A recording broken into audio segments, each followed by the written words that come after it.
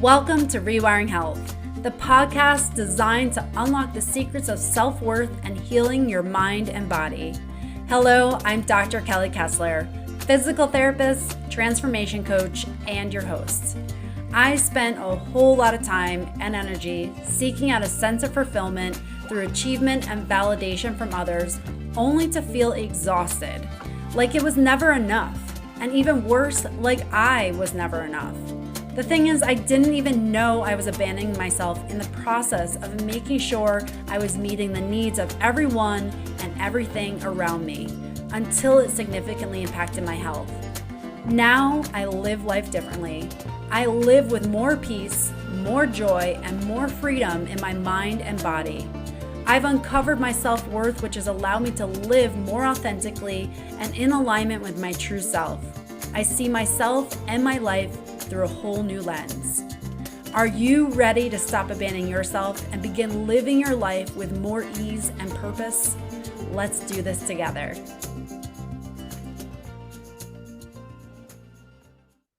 Have you ever heard the saying, whatever you focus on expands? Well, this is true. But unfortunately, if you tend to focus on things that are negative in your life, that also expands. And you can get into the cycle of having things just continually go wrong, continually spiral out of control. And of course, your next logical thing is going to be to focus on the next thing that went wrong. So how do we shift from focusing on everything that's going wrong outside of ourselves to focusing on something that is expansive so that we can expand that part of what we want to in our lives? Well, this is something that I struggled with years ago and wish I knew then what I know now, because it would have been a very different reality. And maybe you're experiencing this in your life where things just continue to seem like they're just aggravating. One thing after another happens. You get this unexpected bill, maybe the car breaks down, maybe the daycare closed or your kids are sick, one after another, and there's just always something else that you have to take care of. And it's just a frustrating cycle that you're in. And you find yourself just complaining like, all right, what else is going to happen? Here we go again. And you're just in this like aggravated cycle of negativity. If you're experiencing that, I can completely relate. Years ago, my husband and I were building our house. We were the general contractors for our house. So there was like an extreme amount of work for that. We were coordinating everything, getting prices, just extreme amount of work. I can't even begin to tell you. We were also working full-time as healthcare providers. I was pregnant with our first son. We had just gotten married.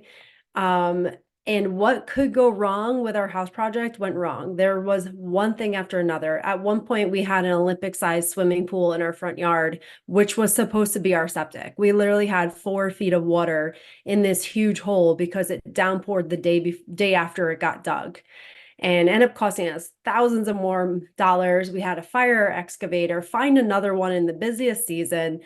The project was taking much longer than we anticipated. It was costing us so much more than we anticipated. There were permit delays. I mean, you name it. It was one thing after another that was going wrong. And in the midst of this, we're trying to hold it together. I'm working full time, like I said, pregnant. My husband and I were doing a lot of the work ourselves. So it was just extreme stress at this time. And I was not handling it well. In hindsight, I realized how poorly I was handling it because I was just complaining about everything, waiting for the next thing to happen, just anticipating the next ball to drop. I was so focused on everything that was going wrong at this time that it did just as the saying said, it expanded. More things went wrong. And I realize now that the energy I was carrying into those circumstances were just perpetuating everything that was going wrong. And in hindsight, I would have done things differently and I would have chosen something differently. And that's what I realize now. And so if you're experiencing something like this in life where things just feel like they're spiraling out of control, one thing after another is happening, you're trying to hold it together, you're trying to keep everything going, and yet you're feeling like you're just so focused on everything that's going wrong. I want to share this with you because This is what I would tell my younger self in that situation where I felt like I was just so focused on the negative. I would tell you, my younger self, these three things to do to shift the focus to what is going right in your life so that you can expand that aspect, so you can bring a different energy, so that you don't expand the things that are more negative in your life. The first thing I would do is change my physiology. Now, you may be thinking, how the heck does that even matter?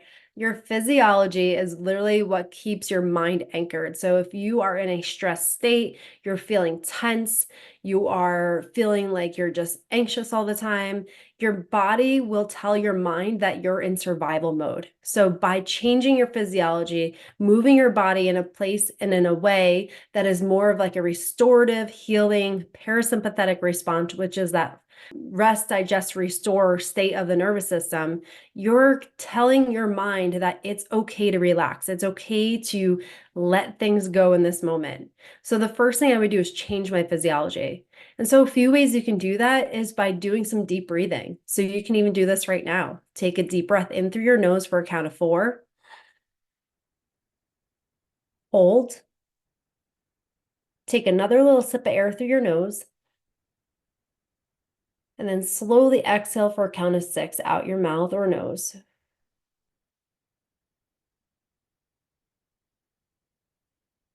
And you can repeat that a few times, and you can actually feel the tension release from your body. So that's one way you can change your physiology. Another way is literally just shake it off. Like Taylor Swift style, literally just shake it off. Like shake your arms, shake your legs. That also teaches your body that you are not in survival mode in this moment, which allows you to release your brain.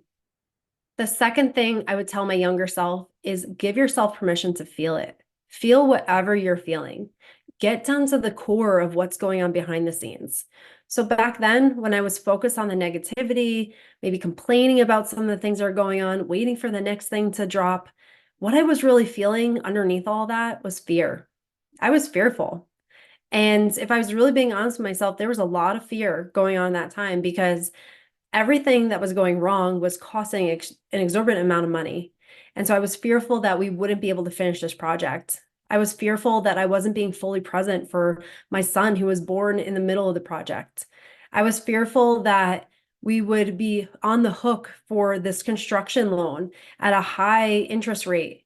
And so there was a lot of fear. I was fearful that we may not get into our house in any time soon. And it was extremely stressful. I was fearful for myself because I was feeling the suffering of that. Like I was suffering in that time because I was not even honoring myself and I was feeling it physically in my body. So if I got down to the core of everything that was going on, there was a lot of fear. And what I would tell my younger self is just feel that. It's okay to feel that fear, to recognize it, to honor it.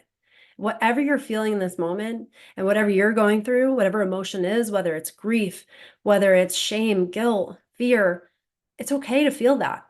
And it's okay to give yourself permission to feel that. You don't have to hold it all together. Try to fool yourself into thinking that you're okay.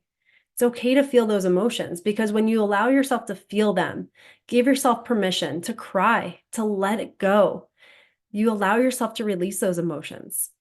You can feel your emotions through your body.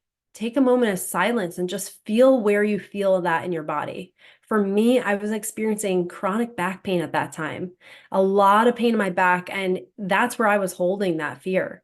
I was holding it in my low back. And I would have been able to tune into that and know that my body's holding on to something and allow myself to breathe into that. So, whatever you're feeling in this moment, allow yourself to feel that. It's okay to feel some of those emotions, especially if you're going through something really challenging right now. Don't force yourself to put on a smile and think everything's okay. It's okay to feel that. So I would tell my younger self that it's okay to feel what you're feeling. It's normal to feel what you're feeling. And the quicker you give yourself permission to feel that, the quicker you're going to release that and not continue to stuff it down by holding it all together.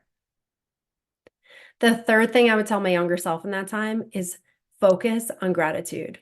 Now, at this time, like I was sharing with you, I was building a new house. I was just married. I was pregnant with my first son. I had a job, I had a car. So if you were looking at my life from an external point of view, I had a lot to be grateful for, a lot. But the thing is, when I was in that moment, focused on all the negativity, if you asked me back then, what do you have to be grateful for? I would have a hard time answering that because I was so focused on what was wrong, I couldn't even see what was right in my life. And in hindsight, it's crazy to me to look back and be like, how was I not so grateful for so many things in my life? But that's how much the focus was on everything that was going wrong. So what I would tell my younger self and what I would tell you, if you're going through that, try to focus on gratitude, even if it's the smallest thing. And gratitude is like a muscle. You're not going to just automatically be like, life is grand and everything is wonderful. And I can see gratitude, things to be grateful for all around me. It's hard sometimes. When you're in the thick of it, it's hard to see the things you're grateful for, just like I just shared with you. So start small. Maybe it's literally a breeze on your face that feels just so cooling.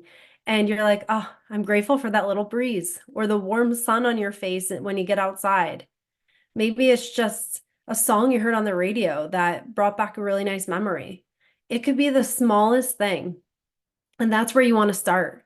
Because just like building a muscle, you're not going to go from 0 to 100. You start out small and then you build that muscle, it gets a little stronger, and then you increase the weights, you get a little stronger, you increase the weights again. That's what gratitude is like. Start out small, find one thing here and there, and then you build on it.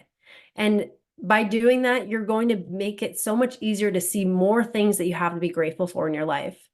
There's actually a science to it. And within the brain, there's this reticular activating system. And your reticular activating system filters out the world, filters out the noise. And it does that by how you train it. So when you train it to see things that you have to be grateful for, it will filter out all the other things in your life. And you'll just see more of what you have to be grateful for. Back when I was dealing with all the house stuff, I trained my reticular activating system to focus on everything that was negative. So what was happening then? Why didn't I see everything that I had to be grateful for back then? Because I trained it to filter out everything that was not negative, because I was so focused on the negative that's what I was training that system to do, is to find more negative things in my life. And that's exactly what it did. So by focusing on gratitude, you actually rewire your brain to see more of the things that you have to be grateful for. You strengthen that within yourself. And then the more you do that, the more you choose to see what you have to be grateful for, the stronger that becomes, the easier it becomes. So in this moment, ask yourself, what do I have to be grateful for? In this moment, what do I have to be grateful for? And then search for it. Literally go on a scavenger hunt and find something that you have to be grateful for. It, again, could be the smallest thing. It should be the smallest thing if you're just starting out, and then build on that. So again, if I could go back and tell my younger self something to help me focus on things that were going to be expansive and not focus on expanding the negative in my life, I would tell my younger self to first change my physiology. Second, feel into it. Allow yourself to feel whatever emotions are coming up. Number 3, focus on gratitude. Find something that you have to be grateful for. So if you are going through something in your life right now and you feel like everything is just compounding and it feels overwhelming and you're just waiting for the next thing to drop and you're in that place that maybe I was in a few years ago, I want you to take yourself through these steps and do it and choose yourself and choose to focus on things that will expand you, and then just see how you feel. I guarantee the more you do it, the more you're going to see how whatever you're going through does not feel so heavy. It becomes just a little bit lighter, and you feel like you're able to see things just a little bit clearer. And then you work your way towards not staying in that place of negativity and move your way into a place of feeling like you have more control over your life. You feel more expansive. You feel more love in your life. You feel more gratitude in your life. But again, start out small, give yourself grace throughout the process. I hope this helps.